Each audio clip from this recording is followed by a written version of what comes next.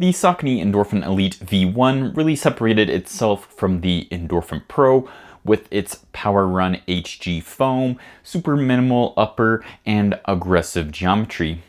Well, the Endorphin Elite V2 widens the gap between the Pro even more with its new IncrediRun foam. It's pretty much got a complete makeover top to bottom, but are these changes for the better or the worst? Just a quick disclaimer that I did buy these shoes with my own money. Like all my other videos, all my thoughts and opinions are my own.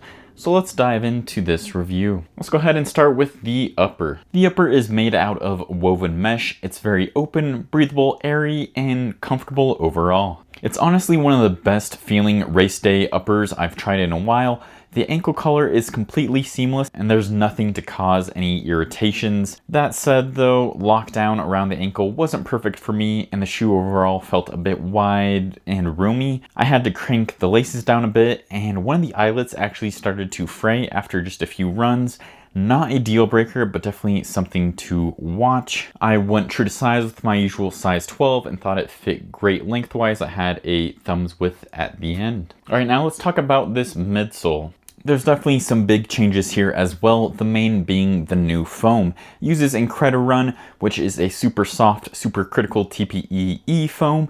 It still has the slotted carbon plate sandwiched in the middle and the same rocker in the forefoot as V1. The stack height is still 40mm in the heel, 32 in the forefoot with an 8mm drop. But back to the foam, it feels very squishy when walking or jogging. But once you start picking up the pace, it firms up and starts to feel more responsive and fast. It's also more stable than I expected. It definitely isn't the most stable by any means, nor is it the best at cornering. But considering how squishy and wobbly it feels just standing there, it does feel quite different when you're running fast. One thing I did notice is that while the foam compresses easily, it doesn't have that super fast rebound or snap. Kind of just absorbs the impact, but doesn't really feel like it's giving you all that energy back, or at least that's what I've thought. Despite that though, the aggressive forefoot rocker still helps throw you on your toes and feels really smooth. Overall, I thought this midsole was really soft and bouncy and fun, but it's almost a little too soft where I felt like it lacked a little bit of responsiveness that I was looking for. Now let's go ahead and move on to this outsole. The outsole uses Power Track rubber covering most of the forefoot and parts of the heel. The minimal rubber on here saves weight as the shoe is 7.1 ounces and a men's size 9. While I thought the rubber itself gripped well and seems to be holding up, I do have some durability concerns about the exposed foam. But after a couple runs, I did get a little crack in the midsole up here by where I toe off, and I'm not 100% sure what happened, but I have a feeling it's when I took this shoe off-road on some gravel trails. I think the pebbles just kind of cut it up because that foam is so soft. It honestly hasn't gotten worse, but I'm definitely keeping an eye on it and definitely wanted to mention that as a potential durability concern. So since this is a carbon plated super shoe, I'm gonna give you the race type stoplight. For 5K, 10K distances, I would give this a yellow. I do like that aggressive rocker on it. It's pretty lightweight and fast, but I think the foam's just too soft. I want something that's gonna have a little more ground feel, a little firmer, a little more responsive when I'm doing those shorter race distances. For half marathon, I give this a green light. I think that it has a comfortable enough upper. It's definitely enough protection underfoot, and it's very soft and bouncy. And all that's true about the full marathon as well. I think the only caveat is if your form really starts breaking down later in the marathon, then it might get a little more wobbly for you. But overall, I would definitely pick this for a marathon. All right, now I'm gonna do a couple of quick comparisons. The first shoe I'm gonna compare the Endorphin Elite 2 is the Endorphin Elite V1. So they did change quite a bit.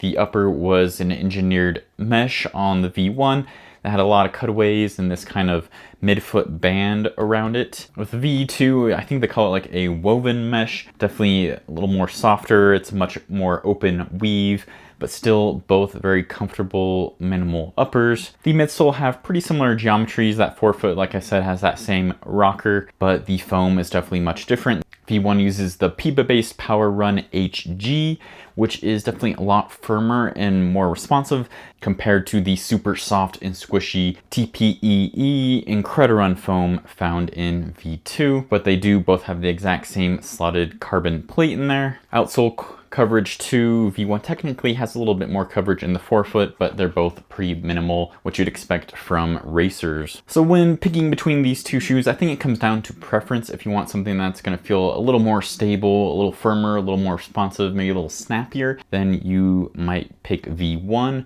over V2. But if you really like that squish and bounce of a softer midsole, then definitely pick up V2.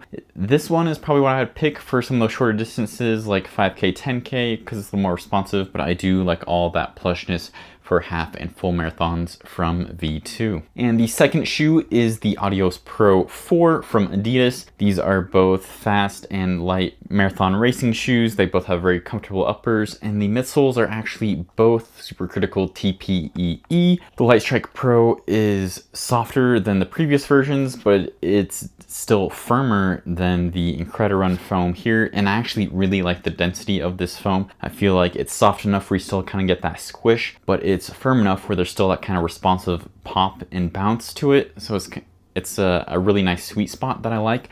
I almost wish that this has the same density as this. I feel like that would be amazing. Anyways, this one has a carbon plate in there. This one has those carbon infused energy rods all the way through. I could honestly see myself picking either one of these for a full marathon. It just kind of depends what your preferences are. If you like something a little squishy, a little softer, something that's a tad bit firmer, if you had any issues with this upper versus this upper, just kind of those small details at that point. So the Saucony Endorphin Elite 2 is soft, fun, and fast. The new upper is super soft and breathable, though it is a bit wide, and I personally had to crank those laces down to get a good lockdown around the ankle. I love how soft and bouncy this midsole, but it definitely isn't the most responsive race day shoe out there. Overall though, as a person that does enjoy squishy shoes, I've really been loving the Endorphin Elite 2. However, I do think it could still be firmed up just a little bit and still feel just as great. Anyways, have you tried the Endorphin Elite V2? Do you plan on picking a pair up?